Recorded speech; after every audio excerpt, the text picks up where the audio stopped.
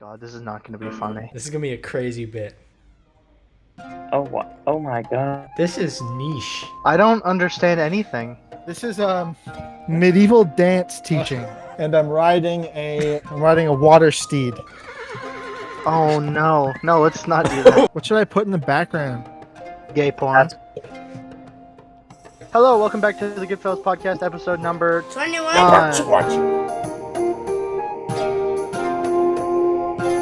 Hey guys, what's 9 plus 10?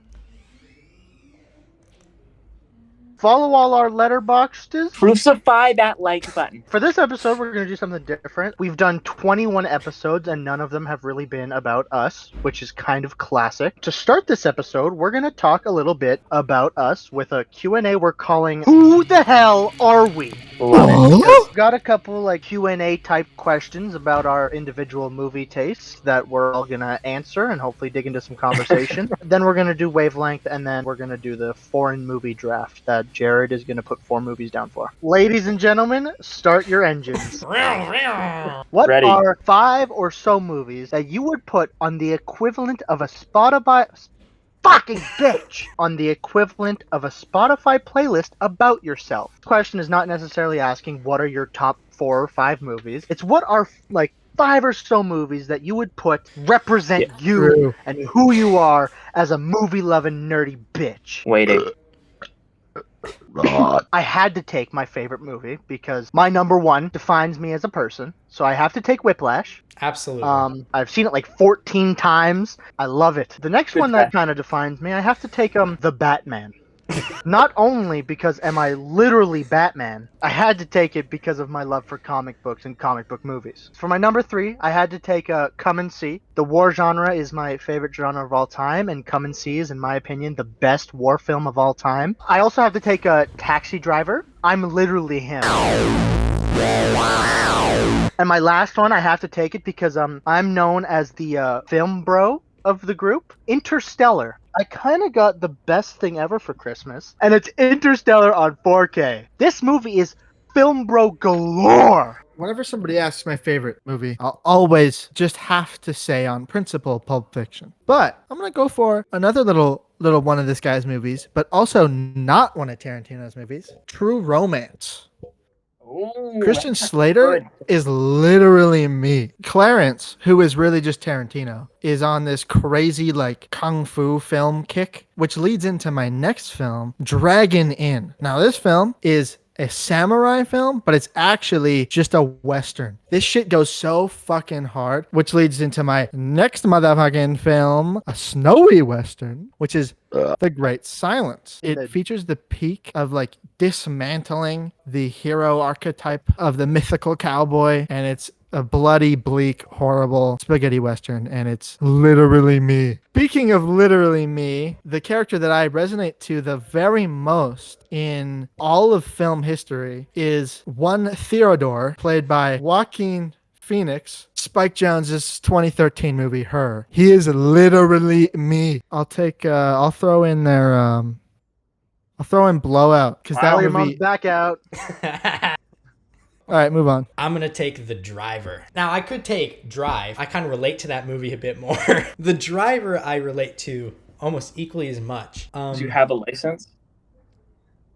I'm a sucker for those night movies that take place over one night, and it's just a sad, lonely driver committing crimes. It's just a classic, good crime thriller that is so incredibly up my personal alley. Now I'm gonna go into my more sci-fi bag, Blade Runner 2049. It's just very me-core. And equally as me-core, you know me, just made Lullaby Blues. I'm a shoegaze, dream pop D-rider, and I love me some Wong Kar-wai. I'm taking As Tears Go By. His first movie, dream pop written all over it, and I eat it up. Got that stank. I'm a pretty fun guy, okay? Call me a mushroom. I'm a pretty fun guy. And I like making movies. Put those two together, what do you get? Singing in the Rain.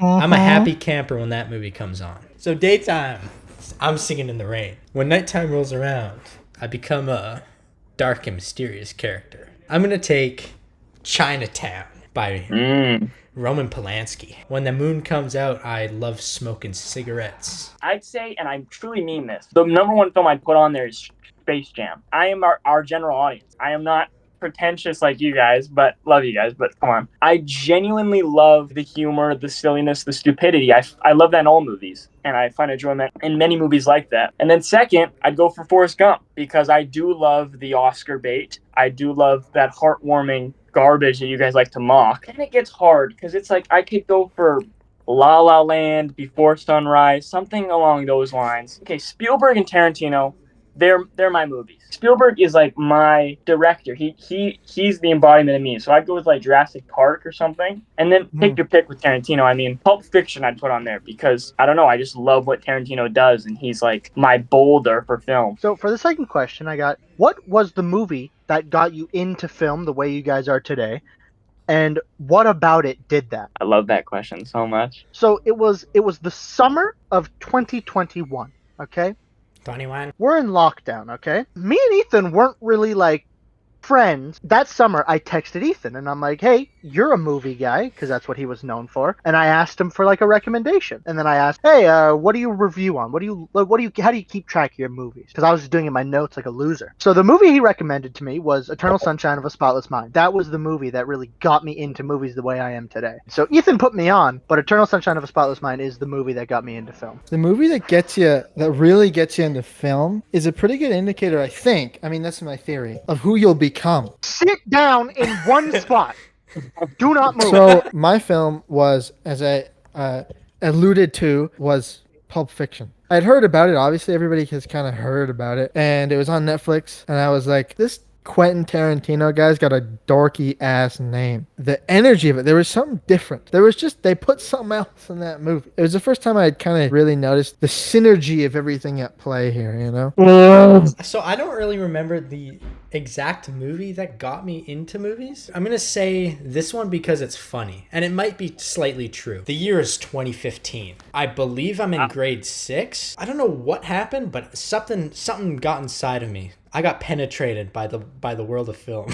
Terminator Genesis just came out. I wanted to see how Terminator Genesis was. Because you were a fucking nerd. Because it was rated PG-13. I look up on YouTube. Chris Stuckman's review comes up of Terminator Genesis. Says it's pretty shit. Okay, I won't watch it. So, in a way, Terminator Genesis got me into movies. Shout out Chris Stuckman. I've found a love for film criticism, thus discovering lots of movies like Frank and shit. That's a great answer to that one. That's rock hard. Good for you. All right, Jared, what's the movie that You know what got else you is rock hard? I've said this in all reviews, but I'd say it goes down to 3 movies, and I'll make this quick. 2019, maybe freshly 2020. I'm in gym class watching Remember the Titans, and this loser leans over to me and says, hey, dude, you should download this app called Letterboxd. And then I was like, who are you? Get away from me. It was Ethan. Ethan's like the Nick Fury of our group, okay? Yeah, he is. So He then- really assembled all of us. So then he was like, hey man, Spirit Away, best movie ever. You should get Letterboxd, rate movies, and watch Spirit Away. And I was like, get away from me. I go home, watch Spirit Away, give it a 7 on this movie app. He comes back and says, dude, you said nothing about the movie. Why'd you give it a 7? And then I was like, wait, I should say more. Ethan. No way I did that. COVID happens. Before this, my dad would make movie references all the time, and I'd never get them. And I felt like so left out. And then one day I was like, I should watch movies. And so I started watching just random shit on Netflix. But eventually I was like, I want to watch big movies. So I watched Inception. So I blame Inception. Once I was like, wow, this movie is fantastic. There's more like this. Just sent me down a spiral. For the next question I have, what movie has had the biggest emotional impact on you and why? So I'm going to start us off. For me, number 1 is Her. It was really the first movie I watched in my journey that made me bawl my face off. Her and Mysterious Skin, but Her comes to mind always first. The first time I watched it, it was at a time where it was kind of rough. So that first watch was just incredible for me. But Mysterious Skin is the most recent one that's taken me prisoner and fucked me up the ass. Do we see what this guy's doing? No, I don't care what he's doing. I just want him to answer the question. The biggest emotional reaction was Past Lives. That's the only movie I've openly bawled my eyes out at. Like, I cried so hard at the end of that movie. Same, In the bro. theater. Ethan was at the same showing, and we were like kind of accidentally at the same time. I knew he was going, but they were in somewhere else. And we met up later, and there were just 5 of us, all literally crying. Like, we had to stay back in the theater for a bit just because we were crying so hard. There's obviously, it's not a movie, but Adventure Time Distant Lands. I can't not bring that up. But Comet, like in terms of, I think, lasting impact, especially the circumstances in which I watched it, there were scenes and moments that like really resonated and hit really hard. Peak COVID. I loved the first bit of COVID. I didn't have to talk or leave my house. That was pretty awesome. And then it kept going. My social confidence was literally rock bottom. And then I watched Dick Johnson is Dead, a documentary about the filmmaker making a documentary on her dying father. It kind of changed my entire worldview for a long ass time afterwards, and it stuck with me ever since, still sticks with me now. I just kind of shifted how I think about life after that movie, and I've cried so hard, just so hard at that movie. It was just perfect for where I was at that moment. I'm gonna try and stay away from Theory of Everything. The choice goes to like a weird one, but I'd say like Fight Club. Like the most recent time I watched Fight Club, I'm not gonna say it was like tears, but I left that movie like it went further than just being a movie. Like I sat there and I was like, wow. Logan, this is so unbelievably ill-timed. It's incredible. I left that movie like needing a change. It's those movies that you stop it, it ends, and then you're just there and like, wow. You just don't know how to go on. Or I'd say Before Sunrise. This most recent time watching Before Sunrise hit the same way. How do I go on with my life when I was so in love with what I just watched? It neither made me cry. It just had that existential sort of just like, you're Jared Weiss, get back into where you are. So I'd say that kind of answer. That's how you say your last name? I love Spirit Gamer 234 so much. I want to make sweet, passionate love to him. I want him to gurgle my nuts as I blowing holler, my load everywhere. That was Who the Hell Are We? That's who we are, man. Now Hope you learned know. something. Wait, am I going the wrong way? There is no wrong way to dab. Wavelength. One of us turns our backs. The other guys pick a number 1 through 10, and then the other guy turns around and he's like, "Yo, give me something," and I'm gonna guess. Oh, that kind of matches up with like a 7. And then we go, and then 3 questions each. We're trying to go 4 for 4. We went 4 for 4 last time. Ethan, you go first this I'll week. go first. And then Jared, and then me, and then we'll end off with Logan. All right, turn. Yep. Jared, say it out loud. Since he's right next to me, I'm gonna go Jared. Give me an American movie. Movie made in America. The Good Dinosaur. Arguably the weakest Pixar. People like to say it's either bad or mediocre. So I'm in that middle range of 4, 5, 6. Brayden, give me a French movie. I'm gonna go with Oh Travail. I actually thought it was fine. It was like a 6. So I'm gonna go with a 6. Logan, give me a Western. Power of the Dog. Most 6 out of 10 movie that's ever 6 out of 10. I'm gonna stick with a 6 out of 10. Jared, you're next. Turn around. Okay, ladies and gentle hands. Brayden, can I get a Jennifer Lawrence movie? Say iRobot. Please say iRobot. I've never seen it, so. You've never seen iRobot? What? Not yet. I won't. You are the most prototypical iRobot viewer of all time. I have to say, don't look up. I gave that a 5.5, so we're looking at a 5 territory. Logan, or what's your name, sir? My name's Reginald. Give me a DreamWorks movie. I'm as high as the moon. That's how the dream works. I want to give you Boss Baby. All right. Okay, we're definitely in the lower half. Yeah, I enjoy Boss Baby. I would give that like a 6 or 7. I haven't rated it yet. I think we're at like a 4, 5, 3 territory. Ethan, can you give me a video game adaptation movie? Little Caesars. Fucking love Little Caesars. You hot and ready? You know I am. I'm gonna choose Pixels. Okay, I gave that a 5 as well. So if we went off my scale, you're giving me 5s, but I could go 4. And I think you guys are more 4. Are we going for me? Go higher. I'm gonna go Go higher. 5. Final answer. It was 3. My turn. See that bald head. Let's go with that. Ethan, give me a 50s movie. I'm gonna give Stanley Kubrick's Fear and Desire. 6. Sticking with a 6. Or no, staying out of 5. Jared, give me a Disney movie. Pocahontas 2, like Lost to the New World or some garbage. Dude, that's got to be like the biggest 1 or 2 out of 10 of all time. I'm at like a 3. Logan, good old comic book movie. I'm gonna go for Thor 2. I'm gonna go with a 2. Final answer? Yeah. Wrong. It was 3? Yeah. Fucker. That sucks. Man, you suck. Reginald, turn around.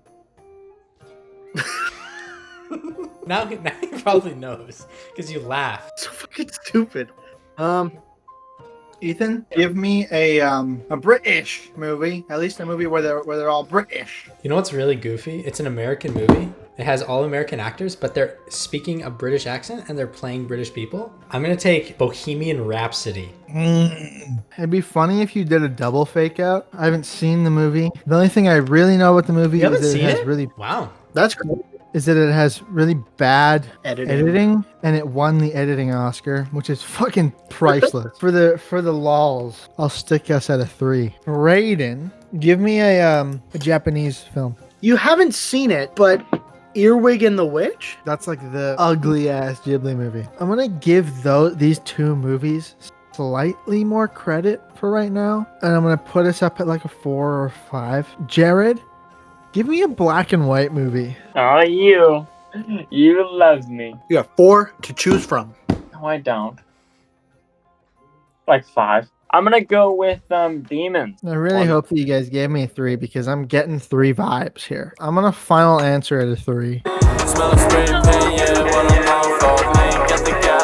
Okay, we went 2 for 4. Now we're on to the foreign language film draft. This week, Ethan is starting, and then Jared, and then me, and then Logan. Back around. You already know what we do.